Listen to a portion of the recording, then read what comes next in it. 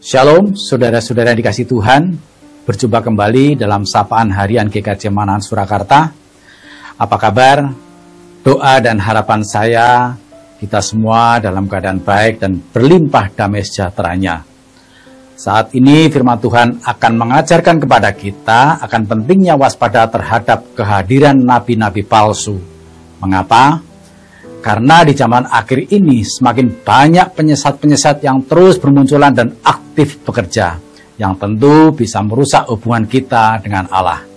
Oleh karenanya, kita harus tahu membedakan mana ajaran yang sehat dan tidak.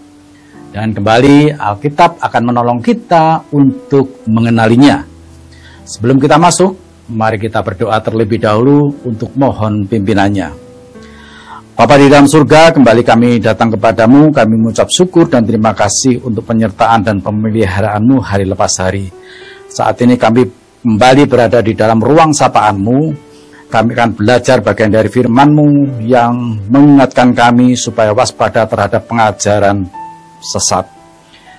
Kiranya tolonglah kami, domba-domba-Mu yang lemah ini, bukakan mata kami, telinga kami dengan baik, hati dan pikiran yang bijaksana, supaya bisa membedakan mana ajaran yang sehat dan tidak, sehingga kami tidak tersesat dan disesatkan.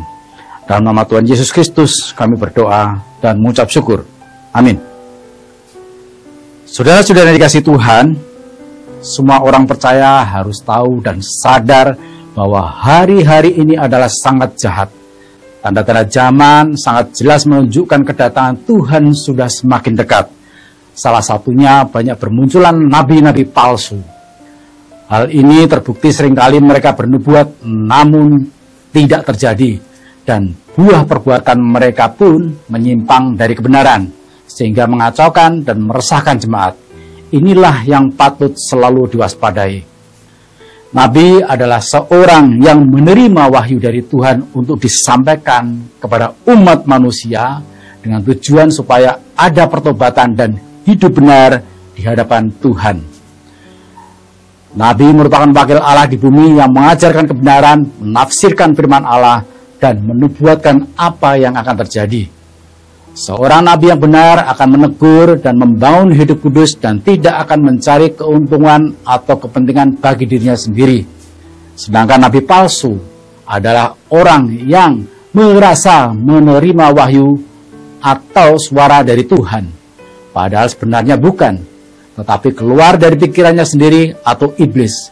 Pesan yang disampaikannya pun bertentangan dengan kebenaran. Kehadiran nabi palsu merupakan bahaya yang tidak boleh diabaikan. Siapapun yang mengabaikan sedang berada di depan pintu penyesatan. Semua berawal dari konsep pengenalan yang salah tentang Allah. Kalau ini bisa masuk, maka akan mulai mengubah seluruh pengenalan yang benar, merusak ibadah yang sejati, dan akhirnya membuat kehidupan umat Tuhan rusak secara moral. Ini merupakan satu paket. Itulah sebabnya iblis sangat senang memasukkan pengajaran-pengajaran yang merusak, sehingga umat Tuhan gagal mengenal Tuhan dengan cara yang benar, dan kesesatan terjadi. Tuhan Yesus sendiri pun telah memperingatkan agar kita waspada terhadap pengajaran yang sesat, yang tertulis di dalam Matius 7 ayat 15-23. Nats kita ada di dalam ayat 15 yang tertulis demikian. Waspada terhadap nabi-nabi palsu yang datang kepadamu dengan menyamar seperti domba, tetapi sesungguhnya mereka adalah serigala yang buas. Demikian bunyi firman Tuhan. Dan inilah yang harus kita waspadai akan cirinya. Pertama, bertopeng. Penampilannya menyerupai domba, terlihat lembut, santun, menyenangkan, saleh, cinta Tuhan, rohani banget, taat, dan menjadi pengajar yang hebat. Tetapi Alkitab katakan sesungguhnya mereka adalah serigala buas yang jahat. Kehadirannya akan mencerai-beraikan dan menghancurkan umat Tuhan. Bagaimana mungkin? Kembali Alkitab mengatakan di dalam ayat 20, dari buahnya lah kamu akan mengenal mereka.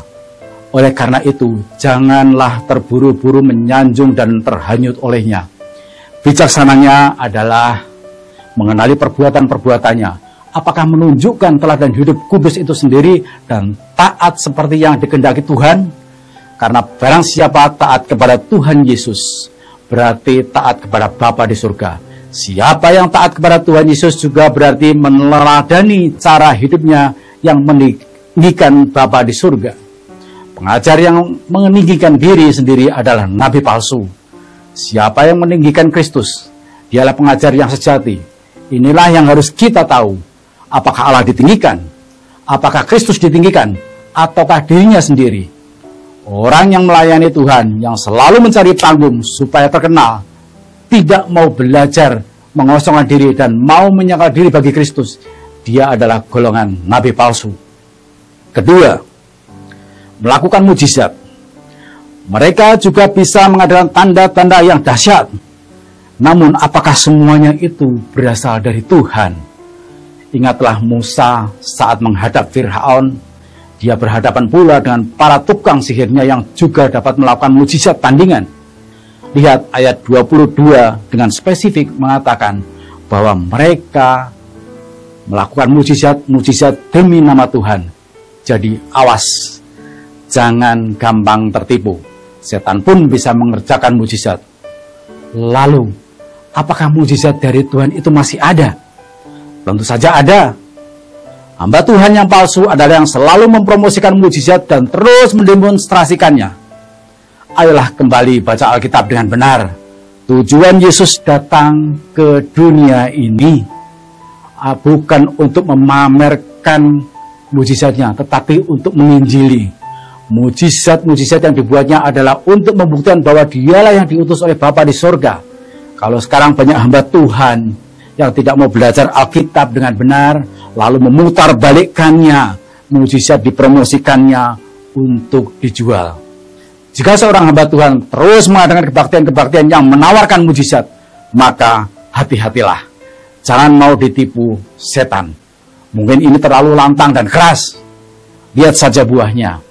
Berapa banyak pendeta yang besar yang ternyata kehidupannya tidak beres. Ada yang jatuh dalam dosa seksual. Ada yang memperkaya diri. Tidak malu posting penampilannya di medsos dengan barang-barang mewahnya. Susah sekali membedakan antara pengusaha dengan seorang pendeta.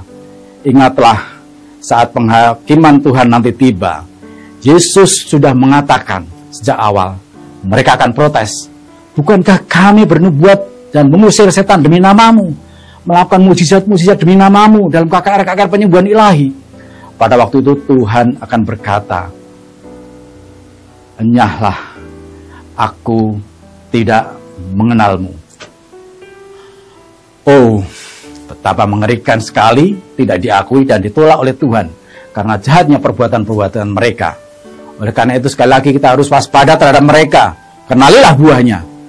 Jadi saudara-saudara yang dikasih Tuhan, marilah terus belajar Alkitab dengan sungguh-sungguh, baca dan baca terus. Belajar dengan kerendahan hati di hadapan Tuhan dan selalu mohon pimpinannya agar tidak gampang tertipu oleh para serigala buas yang menyesatkan.